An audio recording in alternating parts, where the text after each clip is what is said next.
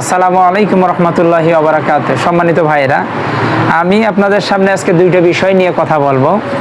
একটা হচ্ছে হুজুরকে নিয়ে এবং আরেকটা হচ্ছে যে ঢাকা বিশ্ববিদ্যালয়ে ছাত্ররা যাদেরকে আমরা সোনার ছাত্র বলি, তারা একটা ভাইকে তার ভারসাম্যহীন, তার বাবা নাই, মা নাই, ভাই নাই, কেউ নাই, ওই ভাইটাকে এত মায়ের মারছে, মারার কারণে তাকে পৃথিবী থেকে বিদায় করে দেওয়া হলো, মানে তার মৃত্যুবরণ করলো।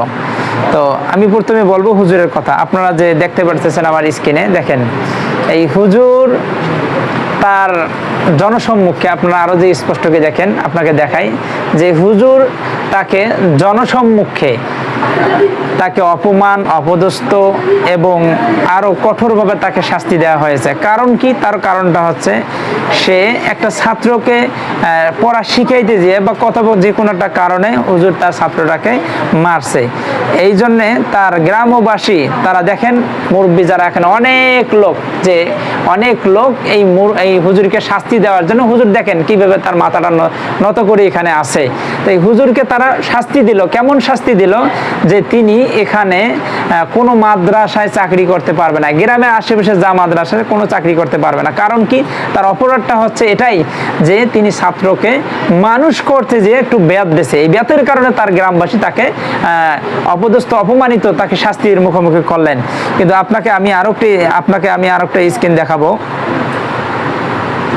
যে ঢাকা বিশ্ববিদ্যালয়ের আমরা যেটা বলছিলাম সোনার ছাত্ররা, দেখেন সোনার ছাত্ররা একটা ভাইকে ভারসাম্যহীন, তার কোনো হিতে কোনো জ্ঞান নাই, তিনি মানসিক রোগী, তার বাবা নাই, তার ভাই নাই, তার বোন নাই, তার কেউ নাই, পৃথিবীতে তার কেউ নাই।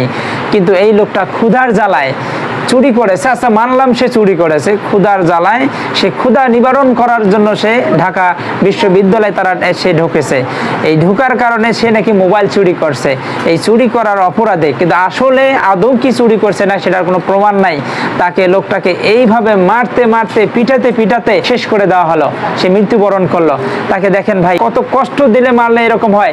আজকে আমি দেখলাম সে যদি চুরি করছে, মারলাম সে চুরি করছে, তার জন্য কি এইভাবে মারতে হবে? আমি তো মনে করি ঢাকা বিশ্ববিদ্যালয়ের হচ্ছে যারা এখানে আছে সব ব্রিলিয়ান্ট ছাত্র, এখানে তো তারা জ্ঞানী ছাত্র যায়, এখানে তো কোনো অজ্ঞ মূর্খ ছাত্র এখানে যাইতে পারে না, তাদের জ্ঞান কম, তারা তো এখানে যাইতে পারে না। যে যুবক ভাইয়েরা এত রক্তের বিনিময়ে আমরা বাংলাদেশকে আমরা আবারও নতুনভাবে স্বাধীন করলাম, আজ মুখ খুলে আমরা কথা বলতে পারতেছি। আজ সেই ভাইয়েরা, কিছু লোকেরা এখানে যে কি ষড়যন্ত্র চলতেছে, সেই কিছু লোকেরা, কিছু ভাইয়েরা, তাদেরকে আমরা আসলে জ্ঞানী বলবো না, মূর্খ সে আসলে যে যদি জ্ঞানী হতো কখনো এইভাবে মারতো না। আবার দুঃখজনক হচ্ছে ভাইটাকে আবার খাওয়াইছে। ডিবি হারুনের কথা বলছিলাম, ডিবি হারুন তিনি তো খাওয়াছিলেন, খাওয়ার পর তিনি এইভাবে মারেন নাই, তাকে যেন মারা যাওয়া লাগে। সম্মানিত ভাইয়ের, খাওয়ার পর কি বলতেছে আপনারা জানেন? যে ভাই খাবারটা কেমন হয়েছে, ভাই খাবারটা কেমন হয়েছে, মানে এরকম ভাবে জিজ্ঞাসা করলো। আর সে কি জানে, সে কি বোঝে, সে কি জানে যে তার এটাই শেষ খাবার, এটাই তার জন্য শেষ খাবার? দুঃখজনক, খুব কষ্ট লাগে যখন আমি ভিডিওটা দেখছি। দেখার পর মনে হয় আমার ভেতর, আমার চোখের পানি বাইর হয়ে আসে। এত কষ্টকর একটা ভিডিও।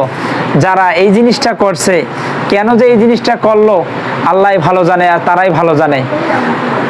জানেন আপনারা, আল্লাহ সুবহানাহু তাআলা মানুষকে ছাড় দেন, ছেড়ে দেন না, এটা আপনারা মোটা সবাই জানেন। তো ইনি যেভাবে করছে, কিন্তু আল্লাহ ওর বিচার অবশ্যই করবে। আর একটা কথা আপনাদেরকে আমি জানিয়ে রাখি, তার জানাজার নামাজের মধ্যে তার হিতাকাঙ্ক্ষী কেউ বলতেছে যে মানুষকে এভাবে মারে, যে মারতে তার পায়ের যে গোশতগুলো দেখেন, মারতে তার পায়ের যে গোশতগুলো খসে পড়ছে, মানে এত মায়ের মারছে। আর আমি দেখলাম ভিডিওটার মধ্যে যে শরীরের মধ্যে কালো হয়ে গেছে, পুরো শরীর কালো হয়ে গেছে, যে এত জঘন্যভাবে মারছে। আমরা সরকারের কাছে আমরা আবদার করব, সরকারের কাছে আমরা রিকোয়েস্ট করব যে এর শাস্তি, যারা একে মারছে তাকে চিহ্নিত করে, তা কঠিন থেকে কঠিন তাকে শাস্তির ব্যবস্থা করতে হবে। এবং এটা চুপি চুপি না, জনগণ, সাধারণ জনগণের সামনে এটা দিতে হবে, যেন নেক্সট টাইমে কেউ কাউকে মারতে গেলে যেন এই জিনিসটা আপনারা দেখতে পারে যে এরকম কাউকে অন্যায়ভাবে মারা যাবে না। ইসলাম তো বলছে যে চুরি করবে তার হাত কেটে দাও, কিন্তু ইসলাম তো এটা বলে নাই যে তাকে পৃথিবী থেকে কেটে ফেলাও। ইসলাম তো এই কথাটা বলে নাই। তাহলে কেন আপনারা এরকম কাজটা করলেন? প্রায় এরকম শোনা যায়, প্রায় এরকম শোনা যায়। তা আমরা এত রক্তের বিনিময়ে আমরা দেশটাকে আবার স্বাধীন করলাম, হাজারো মা বোন তারা পৃথিবী থেকে শহীদ হয়ে গেল, কত ভাই শহীদ হয়ে গেল। এটার কারণে আবারও আমরা এই জিনিসটা দেখবো, এটার কারণে তারা পৃথিবী থেকে তারা শহীদ হয়ে গেল, এটা তারা চায় না। অথচ আজ আমাদের একটা পাগলকে তার সাথে কিভাবে ব্যবহার করবে সেটাও জানে না। আমার মনে হয় যে ইনি তো ভারসাম্যহীন, এনার তো কোনো জ্ঞান নাই, হিতে কোনো জ্ঞান নাই, কিন্তু যারা মারছে এরা তো পাগলের চেয়েও হচ্ছে নিকৃষ্ট। তাকে কঠিন থেকে কঠিন আমি সরকারের কাছে আবদার করব, রিকোয়েস্ট করব যে তাকে জনসম্মুখের সামনে যেন তাকে শাস্তি দেওয়া হয়। এটাই আমি সরকারের কাছে আবদার করতেছি। আর হুজুরের যদি এই কাজটা যদি খালি হুজুর করত, আমার মনে হয় খালি দেশের সরকার প্রায় প্রত্যেকটা লোক এর পেছনে লেগে যেত। কেন হুজুর করছে? হুজুর করতে পারে না? আরে হুজুর কি মানুষ নয়? হুজুর কি তার জন্য চাকরি চলে যাবে, তার জন্য সবই চলে যাবে? এরকম কেনটা ভাই? একজনকার বিচার করেন ভালোভাবে, আরেকজনকার বিচার হয় কঠিনভাবে। হুজুরের পেছনে এইভাবে লাগে যান।